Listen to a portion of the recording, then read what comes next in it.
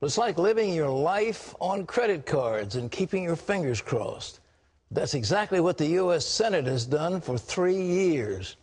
They've borrowed trillions of dollars without a blueprint, and they just hoped for the best.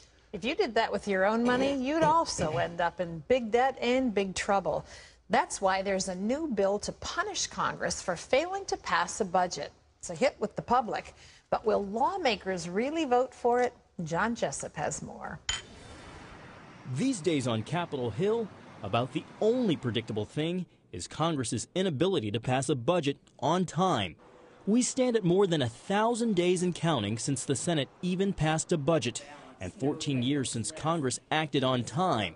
The hearing will come to order. If Congress is not doing the basics, like, for example, providing a budget for the government, then that is a bad thing. Bill Galston of the group No Labels blames partisanship for much of the problem. The polarization between the two political parties is as sharp and complete as it has been for more than 100 years, since the 1890s. And the polarization is producing a fair amount of gridlock. His group backs the No Budget, No Pay Act, which would dock lawmakers' pay if they don't pass a budget. Two lawmakers, a Republican senator and a Democratic congressman, are co-sponsoring the bill. Now, the idea is nothing new. Just last month, Georgia Congressman Paul Brown introduced what's called the Budget or Bust Act. It simply would withhold lawmakers' pay until they get the job done. No Budget, No Pay takes it a step further. It literally would cut lawmakers off until they produce a budget and with no retroactive pay. A No Labels poll shows 88% of Americans favor the measure. It polls very well. It's almost a twofer for the voters. You get a budget on time and you get a shot at Congress. Some lawmakers, like Republican Susan Collins, see the bill as unfair. They say, why hurt the rank and file when it's the leadership that should bear the responsibility? The power to negotiate a budget through a committee and bring it up for a vote on the Senate floor is not equally shared by all members. But Congress's record-low popularity could cause lawmakers to think twice before dismissing the measure. I talked to a member of Congress, a veteran member, who said, you know, Bill, if this piece of legislation ever gets to the floor, it'll pass overwhelmingly because nobody will dare to vote against it. John Jessup, CBN News, Capitol Hill. You know that commercial about the man that's snipping his hedge, and his friend says, what's your plan for retirement? He says, well, gazillions. Well, how are you going to get it? Well, I'm just going to hope and throw things at it and hope for a gazillion. Well, I think the Congress is spending gazillions, and they don't know where they're going with it. It's terrible. What no members want to go on record as saying, well, I oppose this or I favor that, I'll cut this or I'll cut the other, because they figure there's some group out there that'll vote against them. That isn't courage, and we don't have it. But we've got such intense partisanship that is hurting our nation. So what are they going to do? Well, they might pass that. We'll see. Well, Lee Webb has the rest of our top stories in the CBN newsroom. Lee? Pat, President Obama has drawn a major line in the sand, saying he now supports gay marriage. And the president is using the Bible to defend his position. But evangelical leaders, including one of the president's spiritual advisors, say they disagree with his reasoning. Heather Sells has the latest. Just 8 years ago, the president said in a speech that as a Christian, he believed in traditional marriage. But in an interview with Good Morning America's Robin Roberts, Obama said his faith had helped him and Mrs. Obama to form their new position. We're both practicing Christians, and obviously this position may be considered to put us at odds with the views of others. But, you know, when we think about our faith, the thing, you know, at root that we think about is not only Christ sacrificing himself on our behalf, but it's also the golden rule. You know, treat others the way you'd want to be treated. The president's own spiritual advisor, the Reverend Joel Hunter of Florida, says he's disappointed and already told the president he disagrees with his interpretation of the Bible. The head of the U.S. Conference of Catholic Bishops says Obama's remarks undermine the institution of marriage, and the president of the Southern Baptist Convention predicts that voters will hold Obama accountable for a calculated, politically expedient decision that completely ignores the biblical foundation of marriage. In Maryland, Bishop Harry Jackson agreed. I was disappointed because I think this really needs to be something that people think about and not just kind of manipulated, if you would, by PR. How this announcement will play politically is still unclear. GOP strategist Ralph Reed predicts it will fuel evangelical turnout this fall, and Republican frontrunner Mitt Romney was quick to respond to the president on the campaign trail Tuesday. Marriage itself is a relationship between a man and a woman. A recent Pew poll shows just 28% of registered voters say gay marriage will be very important to their vote. Still, that same poll shows 1 in 3 Southern swing voters are strongly opposed to gay marriage, and nationwide, there is still great support for traditional marriage. 31 states, including North Carolina on Tuesday, have approved traditional marriage amendments to their state constitutions.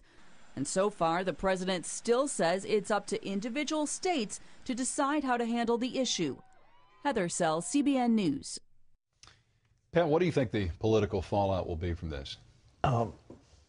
Lee, I think it's going to be very strong. The president has decided he's going to cater to a small group of wealthy supporters. He's going to a fundraiser at George Clooney's house that's expected to gain him $15 million, plus a whole lot more. So the Hollywood crowd is 100% in favor of gay marriage. So he's catering to them. In the Keystone Pipeline case, he's going against organized labor, the Steelworkers Union, and he's going in favor of the extreme environmentalists. In each instance, you find him deciding his core constituency is a tiny segment of the population, and he's going to cater to them. And that's what's happening. You see it over and over again. He's captive to these groups. So maybe he's not a captive, maybe he's part of it. But nevertheless, what's going to happen is he's insulting the workers. You know, a guy in prison in West Virginia, he was a convict, almost polled as much in a Democratic primary as Obama did in West Virginia. That's amazing, but that's what's true. So the coal miners are against him. The steel workers are coming against him. Now he's alienated the Catholics when he was going to say you have to provide contraceptive services for your schools and institutions, etc. So he got them mad. Now he's insulted all those in the Hispanic community who are very strong for traditional marriage. Plus, again, he's insulted the Catholic Church. This time he's brought in the Southern Baptist. And all along the way, he is alienating major segments who are key in pivotal states. When he's only up over Romney in a percentage point or so in these swing states, it wouldn't take many people to shift to cause a defeat. And he's carefully going down the list. He's insulted the money people, the bankers, the job creators, the manufacturers, you name it. He's just finding enemies everywhere. And before long, those enemies are going to say, well, we don't want you. You're not one of us. And the young people are not as enthusiastic. He was the great change agent who was the Messiah coming in on a white horse. He isn't that anymore. He's a failed president. So what's going to happen? I think this is one more sign that he really doesn't think he's going to win the next election, but he's going to cater to those who are his core friends and supporters, however radical they may be. Lee? Pat, the House of Representatives is taking steps now to protect members of the military who object to homosexuality based on religious or moral grounds. The House Armed Services Committee has approved conscience protections for all members of the armed forces, including chaplains. The measure would prevent discrimination against those who hold traditional values on sexuality. There's pressure on them in terms of advancement. If you don't do what you're supposed to do, then you won't get a promotion, or you won't be allowed to do this, or you get a bad fitness report. So this is one of those things so that people can be faithful to the group that they came from, and it allows them, in a sense, an umbrella of protection. Lawmakers also approved a ban on using military facilities for same-sex marriage ceremonies. Both amendments are wrapped up in next year's Pentagon budget and the House will likely vote on that funding bill next week. FBI Director Robert Mueller says al-Qaeda in Yemen is still a significant threat. The CIA broke up an al-Qaeda bomb plot this week. Still, Mueller told members of Congress, U.S. remains vigilant. Let me begin with the threat from terrorism, which remains our top priority. Al-Qaeda affiliates, especially Al-Qaeda in the Arabian Peninsula, represent the top counterterrorism threat to the nation. Al-Qaeda's best bomb maker is still at large, and the U.S. believes he's building a variety of devices to bypass airport security, including bombs implanted in cameras, computers, and even pets. Meanwhile, new details are emerging on the damage done to al-Qaeda by that intelligence operation. It not only gave the USA a look at al-Qaeda's latest bomb, it also led to last weekend's drone strike that killed a top al-Qaeda figure. And today, an airstrike in Yemen killed another 5 al-Qaeda terrorists. Medicare gave billions of dollars to pharmacies with questionable billings. A new government report found that in 2009, the program paid $5.6 billion to pharmacies with suspicious activities. For example, a Kansas drugstore submitted 2,000 prescriptions for just 2 patients. The report found that 2,600 pharmacies have questionable billing practices. That's only 4% of the nation's pharmacies, but losses add up because the typical pharmacy bills Medicare about $1 million a year. And yes, Pat, that is real money. You know, it's so incredible when Congressman Ryan puts out a budget to restrain the expansion of government and to, it cuts back the growth rate of spending. It doesn't cut spending, it cuts back the growth rate.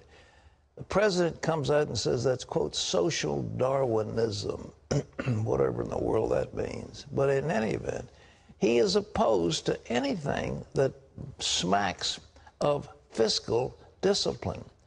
We've got waste, we've got duplication, we've got incredible fraud going on. He doesn't want to do anything to stop it. And the Congress is saying we've got to stop it. The American people say we cannot continue this huge outflow of funds to these bogus projects. We can't do it. But the president won't come out. He won't come out with a budget that's realistic. And the Senate won't have a budget. And nobody seems to want to cut back on waste and fraud. The number of international adoptions is at its lowest point in nearly 15 years, dropping by about 50%. A researcher at Britain's Newcastle University says the number of orphans worldwide being adopted by foreign parents dropped to about 25,000 last year. That's down from a high of 45,000 in 2004. Adoption advocates say the drop is due to the poor global economy, efforts by countries to place more children with domestic families, and a crackdown on baby selling. The Iranian pastor jailed for his faith has written a public letter to fellow Christian believers. It reads in part, "I try to be humble and obedient to those who are in power and pray for them to rule the country according to the will of God." Pastor Youssef Nard-Arkhani says he's thankful for the peaceful Christian and humanitarian efforts seeking his freedom, but he believes protests like Quran burnings cause more stress and trouble. Well, you can read Pastor Youssef's entire letter as well as all the latest headlines at our website at cbnnews.com.